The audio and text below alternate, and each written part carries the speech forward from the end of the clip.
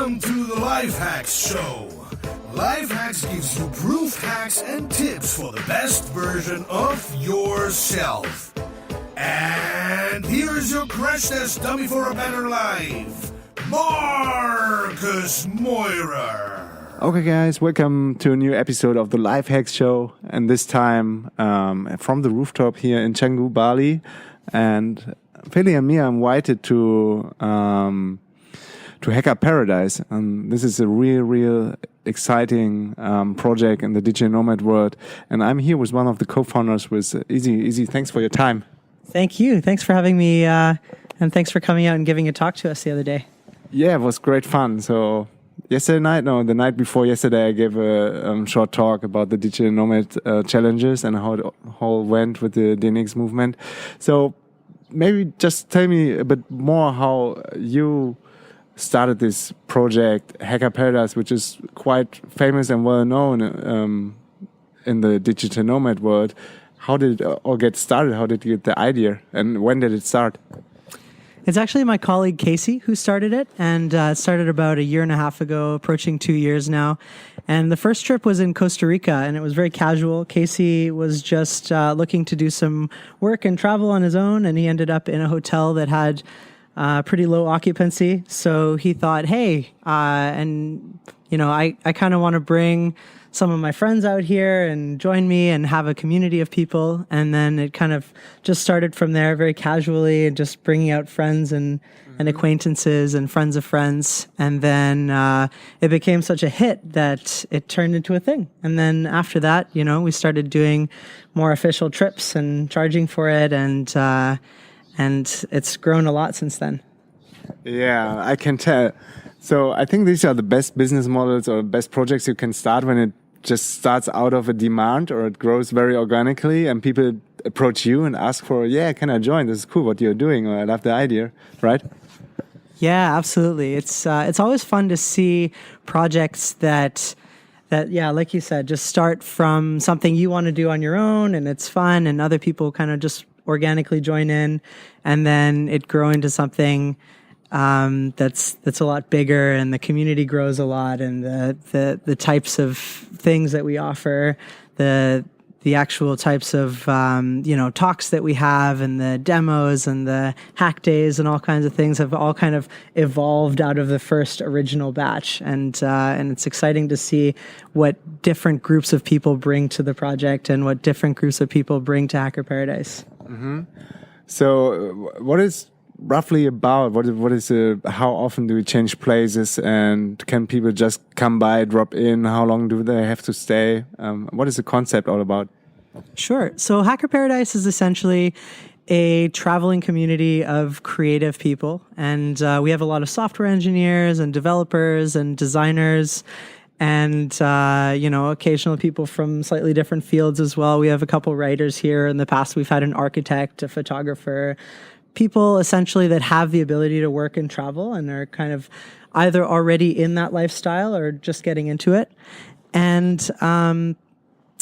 the idea is that we travel around, we take care of all of the living, of all of the accommodation, of creating this community of excited, innovative people. And we take care of all of their connectivity issues and their accommodations, so they don't have to worry about that, while creating an awesome community that everyone can get involved in and learn a lot from each other. Okay. And you just mentioned the connectivity you take care about. So I heard you also deliver like local SIM cards and take care about the internet, so nobody has to worry whoever works online. Yeah, it really depends on the location. In certain locations, when we were in Barcelona, or when we were European locations, or when we were in East Asia, for instance, it's usually not a problem. We work out of a co-working space, or we set up our own co-working space a lot of times, and the internet connectivity is not an issue.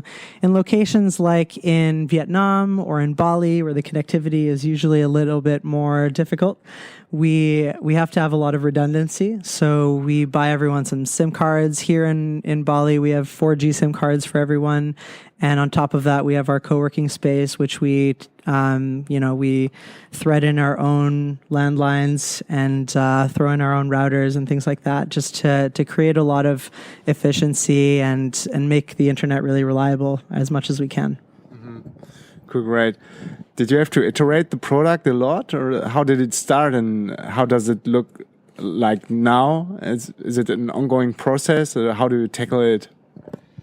It definitely is an ongoing process. It actually started, as I mentioned, about 1.5 to 2 years ago, and I only joined in about 9 months ago. So I kind of came in halfway through the process, and even since then, it's changed a lot. We've really changed the way that we run things. In certain trips, it really depends on the actual community and the types of people that are on our trip. Some groups are a lot more independent and they self-organize things. Other groups like to have a little bit more structure. So we've kind of started doing a combination of both of those things, where in the first couple weeks we often organize a lot of our own trips, and Hacker Paradise will top-down organize some activities and trips and things like that get to explore the country that we're in and the cities that we're in. And then after people kind of get into the swing of things, the community will start self-organizing a lot of things. So we do have a structured weekly kind of routine where on Mondays we'll have group breakfasts and we'll kind of go over the different things that everyone's working on for the week.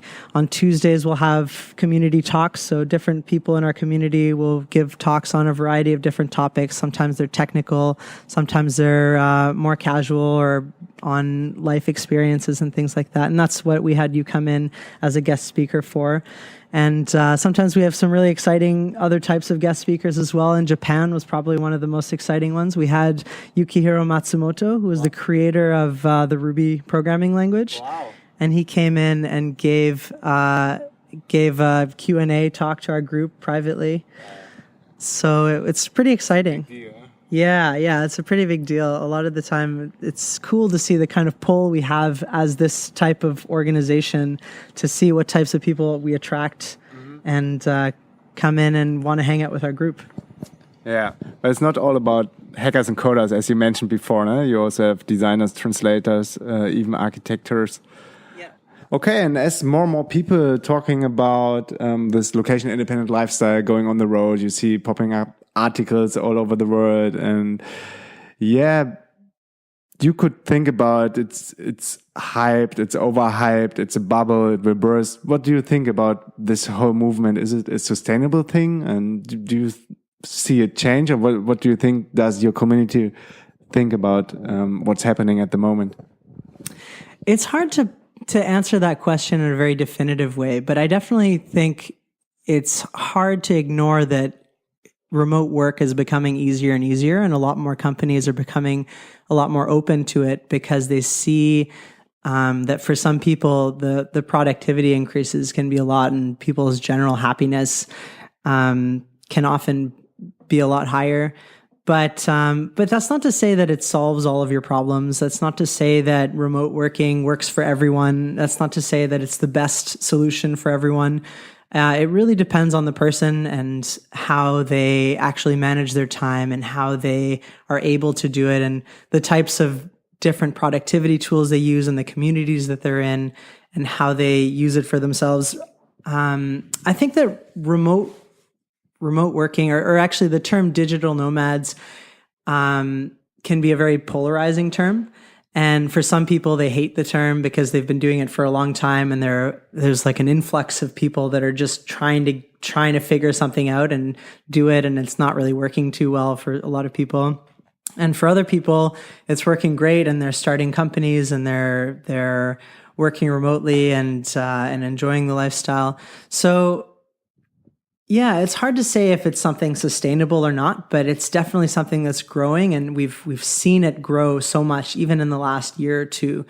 And as you mentioned, there have been so many articles written about it, and so many new startups that are going fully remote teams and things like that. So it's not something that solves all of your problems, but it is something that I think is worth trying and worth exploring. And with the right communities and with the right co-working spaces and the right tools, I think people can be really happy and live a really great lifestyle. Yeah, very exciting times, as you mentioned. You just also mentioned like there are different kinds of people and persons for whom the digital nomad lifestyle would be more fitting than to others. And some are more productive on the road, some are less productive. What kind of persons do you see in your groups when you're traveling with the Hacker Paradise project? At Hacker Paradise, we have some people who are working for remote teams already, or they work for a company that allows them to work remotely. And those people are generally quite effective because they've already been working remotely for some time. We have a number of people who are freelancers, and they're already often very comfortable with managing their own time. And if they're not, there's a lot of people in our community that are freelancers, and we have a freelancer workshop and things like that for people to help each other out and give tips. I think the challenge lies a lot in beginners, people who have never done it before and don't really have a clear idea of what they're looking for and how they want to do it. And, you'll see terms thrown around like drop shipping and kind of like easy fixes and exactly. So, affiliate marketing and all that kind of thing.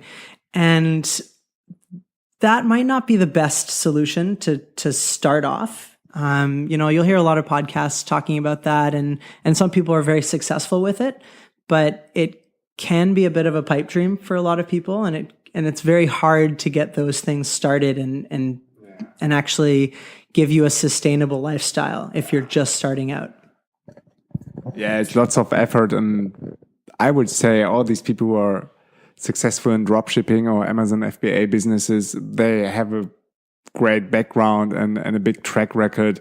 And especially for affiliate marketing, you need lots of traffic, which you can convert into leads and sales at the end, or leads in this case in affiliate marketing. So I would also say it's not the best way to start a location independent business. What helped us a lot when going on the road together, Philly and me, we started as freelancers, like I think many people do, like just getting aware of what are your skills, what do you already can bring to other people, where can other people benefit from your experience. I would say this is one of the best ways to start, and then slowly shift your business into an own business. Just making the transition from being a freelancer to being an entrepreneur. I would say this. Do you have any other tips how to start out? I think slow and steady, as you mentioned, is a good way to do it. Just trying things out, not being too afraid to try things. I mean, I'm telling people that it can be more difficult to try certain things, but if you're confident with things and if you have experience in a certain field, then you should try to figure it out and, experiment and keep testing things, keep talking to people and seeing how they're doing it. If they're doing similar things to you and if they're managing to live the same type of working lifestyle or have the same type of career path as you, but do it in a remote way, talk to people and find out how people are doing it. And it's great to meet people at co-working spaces and different communities and figure out the best practices. And I think that starting small and starting with specific individual clients is a really good way to go, as you mentioned. And I think the freelancing route is a good way for a lot of people because it's work that you're doing, and it's a little bit more consistent than relying on web traffic and things like that at the beginning. Yeah. And, once you start figuring that out, I think you can start rolling out into different methods of making money and different, working with different people and maybe eventually starting your own business and things like that. Mm-hmm. Yeah, but I would also totally agree that could be started at a later stage. So before that, the target has to be to set up something sustainable. And I think one of the key success factors is to keep your targets realistic in the very first beginning and not being overwhelmed and thinking, wow, everybody's making this amount of money. And there are still lots of people selling some scam shit stuff, especially now in the digital nomad world. Again, we had this before, after the Workweek came out 2007 from Tim Ferriss. There were lots of scam websites and landing pages on the internet with people zipping the cocktail at the beach, just sitting at the laptop. That's not realistic. I've never worked from the beach. It's doesn't make sense. So yeah, keep your targets realistic, would I say, and connect you with the right people. I think it's really funny you mentioned that, especially, working with a coconut on the beach kind of thing. Like that's a very,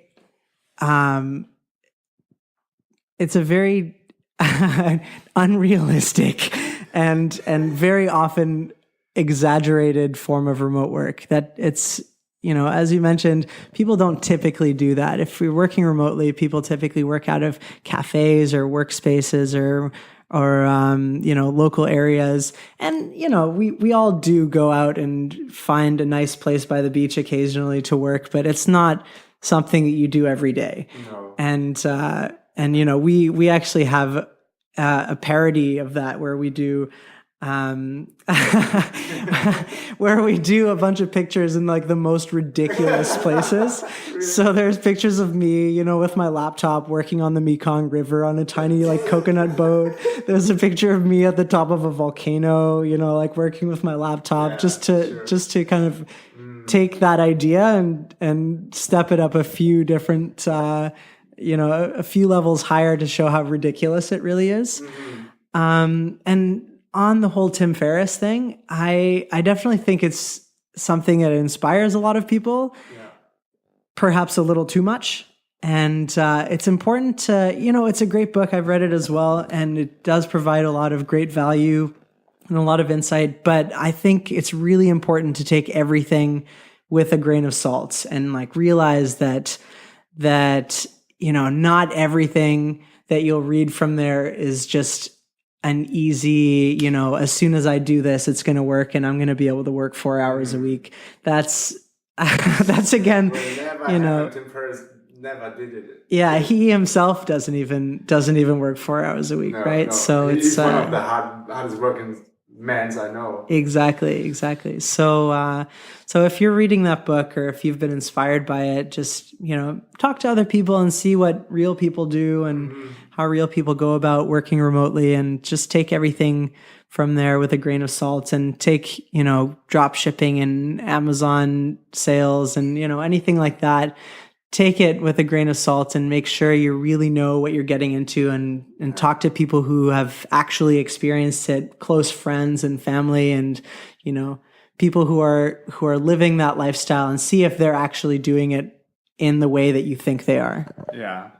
Yeah, actually, I think the book title came out of his Google AdWords testing. He was testing different titles, which was the most catchy one. And obviously everybody clicked on, oh yeah, just working 4 hours a week. That sounds tempting. I will go for it. So it's a great catchy marketing title, but nothing more, I think. But still, what you were saying, the book still inspires a lots of people. There are still lots of strategies that still work. Has to be a little bit adapted. Like Google AdWords is not state of the art anymore. If you want to be quick and test something at the market, you go for Facebook ads, because you can target them even more. It inspired lots of people. Yeah, but at the end, then you have to put a grain of salt to it, as you were mentioning, and keep it realistic. What about yourself, Izzy? Where are you coming from? What's your background? How did you step into this project, and what really attracted you? So I used to run an international English program at the University of Toronto, and I did that for about 4 years. And I got to a point where I thought that job wasn't challenging me so much anymore. And I wanted something different. I wanted something new. And I was looking at leaving my job and applying for a new job within a couple months. But I decided that, if I'm going to change jobs anyway, why not take a little bit of a vacation? So I went traveling for a few months in Southeast Asia because it's cheap, as everyone does. And when I got back from my trip, I was trying to decide what I wanted to do. And a friend sent me this blog post about Hacker Paradise looking for a trip facilitator. And it was great because it was essentially all of the experience that I had, working with communities, conflict resolution, event planning, and throwing that all together in like a startup tech environment. And it kind of just arrived on my doorstep with a little bow. And it was just like saying, Izzy, look here, this is the perfect job for you. And so I applied for it. And then I came on last summer in July as a trial period. And that was in Barcelona, and it worked out great. And then my first official trip was in Japan in September. And we went there for 6 weeks in Tokyo and then 6 weeks in Taipei. And then right now we're on our Southeast Asia block of trips where we're doing Vietnam and Bali and then Thailand and then onwards to other places afterwards. Wow, that sounds really like one of the most exciting jobs in the world and like really a dream job. Was there a special thing or hack you did in the application process to diverse yourself from the other applicants? Yeah, it's funny you say that. I actually do a lot of coaching for some of my friends who are applying for new jobs. And I use a number of different tools to kind of get myself through the application process up to the top. And typically, rather than going through and applying from the bottom, I go and find the company that I'm interested in and go through LinkedIn and find the person that would be responsible for overseeing my position. And then use a tool like CellHack or like... It's a tool that essentially allows you to take a LinkedIn profile and stick in a person's name and their company email address, even if it doesn't have like the name portion of it, and it guesses what their email address will be for that company.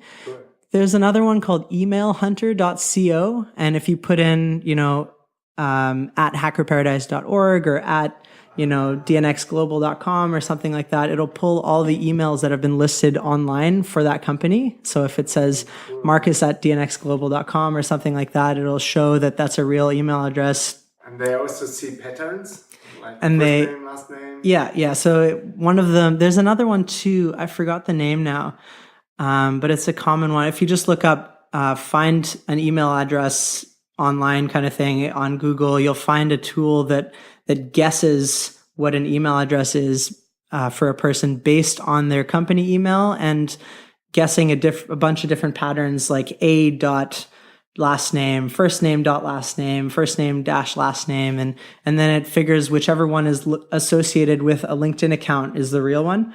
And that's a great way to go through and find the person that you want to email. Then really workshop a good email to send out, reasons why they should hire you and what you've done in your experience to actually fit that position and how you can grow that position and benefit the company. And one of my biggest tips for people applying for new companies would be to use a Chrome extension called HubSpot Sidekick, which is essentially kind of like if you've ever used MailChimp or if you've ever used any kind of email newsletter thing, you'll see a lot of analytics and how many people have clicked and opened your email. So HubSpot Sidekick does that for personal one-on-one emails. And essentially, I think the way that it works is it adds a hidden pixel somewhere in the email. And if that pixel has been loaded, the software knows that email has been opened. And you can also see what links they've clicked on. So if you put, your portfolio in your email, you can see if the person's clicked on your email and how many times they've opened it. And sometimes you can kind of guess some insights. If they've opened it like 50 times or something, there's a good chance that they've forwarded it to a few people. And so you can kind of get a better idea of which which people you've applied to and which companies you've applied to are more interested and which ones you should spend more effort following up with. And so yeah, that's my tip for applying for jobs. Wow, really didn't know that you're also in this application hacking. Just wanted to know, so what was your specifically for this job position at Hacker Paradise, what did you do specifically there? So I sent the regular application form that they asked for, and on top of that, I emailed the founder of the company, Casey, and I was actually quite blunt with him, and I said, "Here's 12 reasons why you need to hire me," and they were basically talking about all the reasons that I would be great for this job, and talking about my conflict resolution experience at the University of Toronto, talking about how I've managed communities, how I've organized events for 300-400 people. And anything in between. So it was really just a great, a perfect job for me, because I've been working with lots of communities and traveling a lot, and have been very familiar with the tech scene in Toronto as well. So it's yeah. Great, man. Yeah, I really love what you're doing. What are the next stations, locations where you're going next with Hacker Paradise, and where can people find you in the net? Sure. So our website is hackerparadise.org, not Hackers Paradise, Hacker Paradise. And we're on Twitter and Facebook and everywhere as well, on Instagram. And our next trips are coming up in the summer. Well, actually, our next trip, which is full at the moment, is in Thailand, and that's going to be for a month in Chiang Mai.